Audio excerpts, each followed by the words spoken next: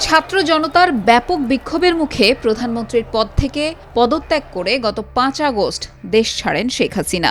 ওই দিন একটি সামরিক কার্গো বিমানে ভারতের উদ্দেশ্যে উড়াল দেন তিনি। ছোট বোন শেখ রেহানা সহ ওই ফ্লাইটটি ৫ আগস্ট সন্ধ্যায় ভারতের গাজিয়াবাদের হিন্দন এয়ারবেজে অবতরণ করে।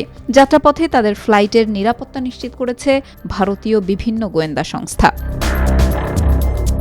বিভিন্ন সূত্রের বরাতে ভারতীয় গোয়েন্দারা ঠিক কিভাবে এই কাজটি করেছে এক প্রতিবেদনে তা জানিয়েছে ভারতীয় সংবাদ মাধ্যম ইন্ডিয়া টুডে। প্রতিবেদনে বলা হয়, C-130 সামরিক কার্গো বিমানে করে ভারতের উদ্দেশ্যে রওনা দেন শেখ হাসিনা। আকাশে উড়াল দেওয়ার সঙ্গে সঙ্গে বিমানটি AJAX সাইন প্রদর্শন করতে থাকে। স্থানীয় সময় বিকাল ৩টার দিকে কম উচ্চতায় ভারতীয় সীমান্তের কাছে এটিকে উঠতে দেখা যায়।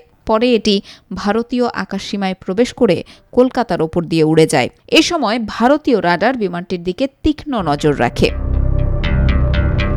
বেশ কয়েকজন ভারতীয় শীর্ষ প্রতিরক্ষা সূত্রের বরাতে ইন্ডিয়া টুডে জানিয়েছে, জরুরি পরিস্থিতিতে শেখ হাসিনার বিমানকে যে কোনো ধরনের সহায়তা দেওয়ার জন্য ভারতীয় বিমান সেনারা ২টি রাফাল যুদ্ধ বিমানও সক্রিয় করে রেখেছিল।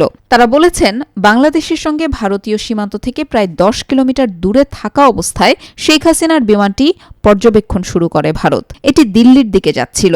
বাংলাদেশ বিমান বাহিনীর বিমানটি বিকেল ৪টার দিকে পাটনা অতিক্রম করে এবং উত্তরপ্রদেশ বিহার সীমান্তের কাছাকাছি পৌঁছায়। স্থানীয় সময় বিকেল ৫টা ৪৫ বিমানটিকে নিরাপদে হিন্দন বিমান ঘাঁটিতে অবতরণের অনুমতি দেওয়া হয়। সেখানে বাংলাদেশের সদ্য সাবেক প্রধানমন্ত্রীকে ভারতীয় জাতীয় নিরাপত্তা উপদেষ্টা অজিত দোভাল স্বাগত জানান। গত ১৫ বছরের শাসনামলে শেখ হাসিনা ভারতের অকুণ্ঠ সমর্থন পেয়ে এসেছেন। ভারতের জাতীয় স্বার্থের প্রয়োজনে আওয়ামী লীগকেই সেরা বিকল্প মনে করে দিল্লি। বাংলাদেশের গত ৩বারের বিতর্কিত নির্বাচনে আওয়ামী লীগের পাশে ছিল ভারত, কিন্তু কোটা সংস্কার আন্দোলনের মধ্য দিয়ে ক্ষমতাসীন হাসিনার পতন ঘটে।